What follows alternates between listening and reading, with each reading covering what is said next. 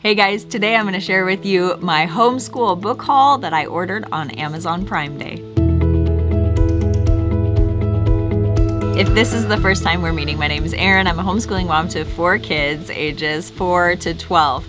And we've been homeschooling for 7 years, and I love to share here on this channel things that I have learned along that journey of ours in hopes that it will help you to create a joy-filled lifestyle of education in your home too. So if that sounds like something you're interested in, please hit that subscribe button and stick around for more content all about homeschooling. Before we dive in, I want to let you know that there will be links to all of these books in the description below, as well as a link to my Amazon storefront that has a whole bunch of other homeschool books and other things that we love to use here in our homeschool in case you want to check out some more of that kind of stuff. So let's take a look.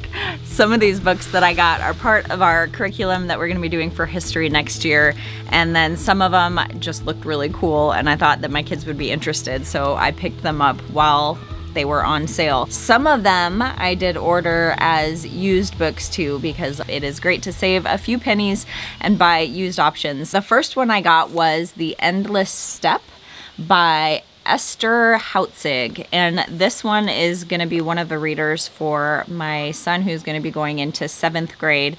But this one is about a family who gets arrested in 1941 in Russia and exiled to Siberia because they're capitalists, and obviously that made them enemies of the people in a communist country at the time. And so this kind of goes through the story of Esther and her family as they are forced to work in potato fields and mines and different things like that, and it kind of shows the strength of their family bond as they go through that. And then the next one that I got is called A Long Walk to Water, and this one is by Linda Sue Park.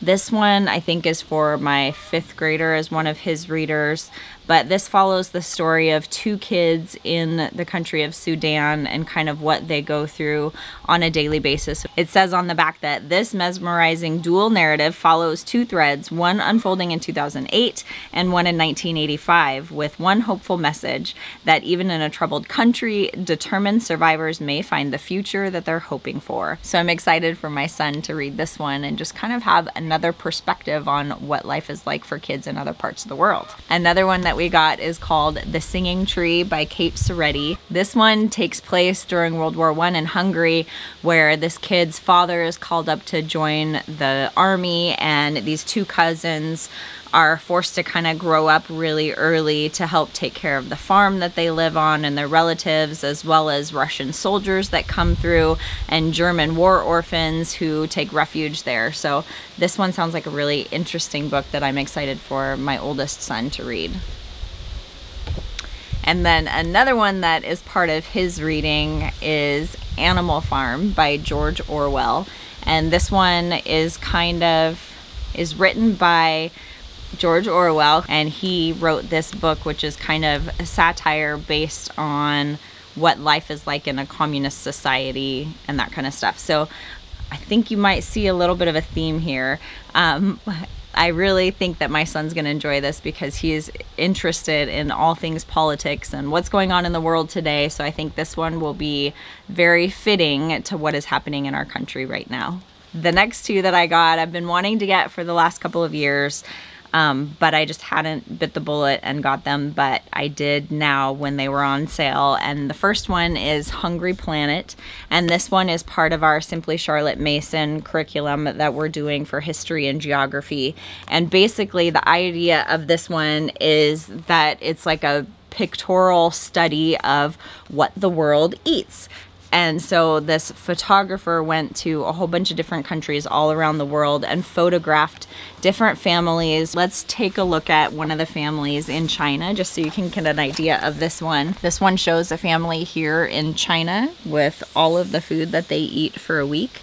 And then it talks about what 1 week's worth of food is like and what it costs for them. Gives you kind of a description here about what life is like for their family. Shows you them at the marketplace, and then here's a meat market, some more produce here with them bringing their groceries home on their bike. preparing some food and having a meal together as a family. And then it shows you what their yard looks like and what one of their breakfasts is like for their family. And then it talks just kind of about the price of food and what they do for work and that kind of stuff. And that wraps up their family. The idea of it is to kind of expose our kids to what the world eats and not just what we have here, but to kind of open their eyes to what people in different cultures eat, what they do, and that kind of stuff. So this one will be a fun one to go along with our geography portion of our school. Then along those same lines, this one is called Material World. And it's by Peter Menzel also, who wrote The Hungry Planet too. So same photographer, author that did these. So this one, instead of food that they eat, it photographs and talks about what a family in all of these different countries owns. Let me just show you a couple pictures into here so you can see kind of what this one is about. But this one, so this shows you a family in Ethiopia here with their home behind them and all of the possessions that they own. It lists out in the description here all of the things that they have, their family, how old they are, and then it shows you some pictures inside their home, some of the things that they do, and it gives you some information about the country of Ethiopia and the population there and that kind of stuff, and then shows you, this one has some pictures of them harvesting teff, which is a cereal grain, and talks about that, and then some photographers' notes just about some kind of description about what it was like for them in this particular, or amongst this particular family. And then it shows here a picture of them in their school and what that looks like. And that wraps up the look inside Ethiopia. So I think that this will be really eye-opening for our kids. I think we, here in America, we have so much, and we have no concept of what it is like for people in different parts of the world. We think everybody lives the way we do. And I've seen that firsthand in having traveled to Africa and Russia and some different countries, seeing how people live so differently. This, at least, even though it's not a first-hand experience, it'll open their eyes, I think, a little bit to the reality of what life is like for the rest of the world. Okay, that's it for ones that kind of go along with our curriculum. Now I got some fun ones. And the next two are Great Battles for Boys books. This one is World War I, and this one is the Civil War.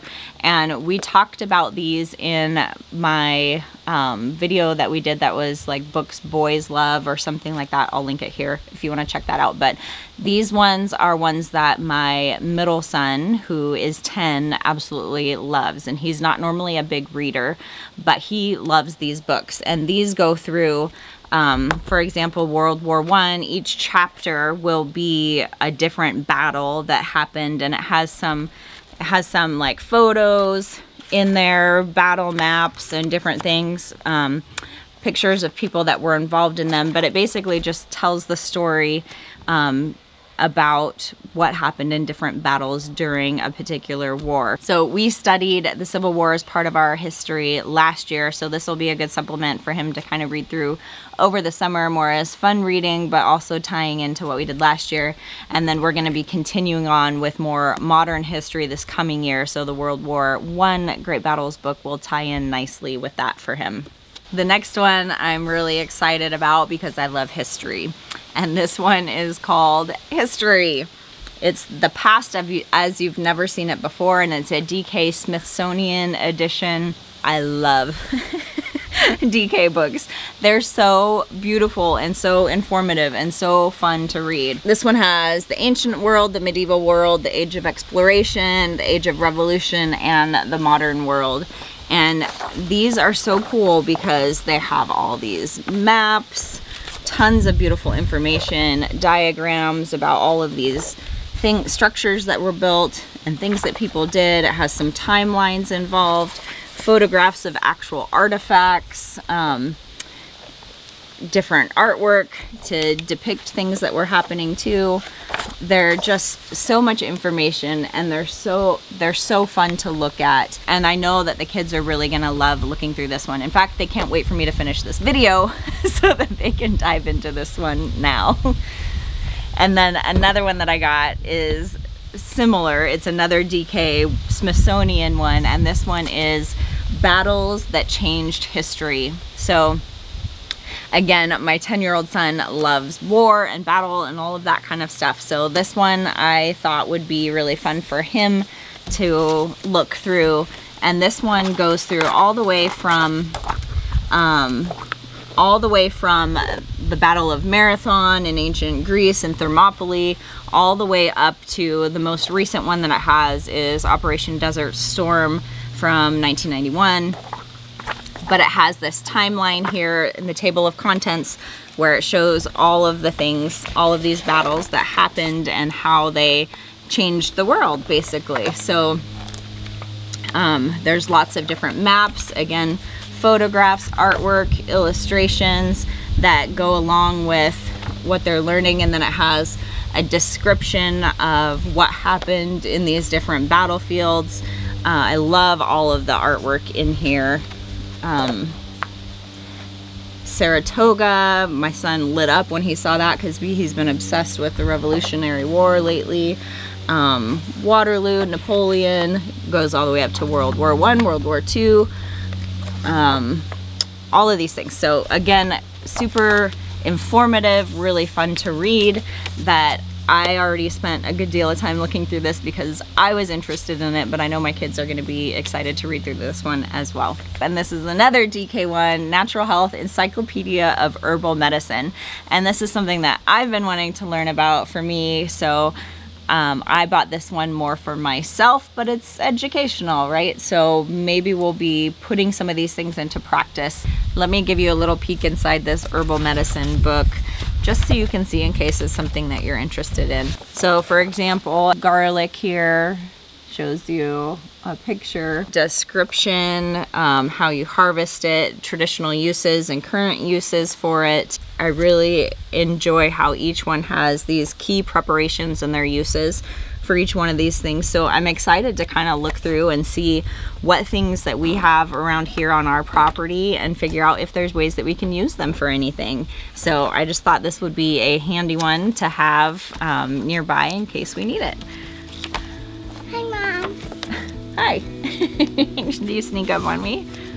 Those are the ones that we just got on Amazon Prime Day. I'd love to hear from you if you picked up anything on Prime Day, or if you've just started hauling in books for next school year. Will you drop me a comment below and tell me which book you are most excited to have your kids read through, or for you to read through as a family in the next school year. Thanks so much for watching today. I hope you enjoyed this video. Please hit that thumbs up button below if you did, and I will see you next time.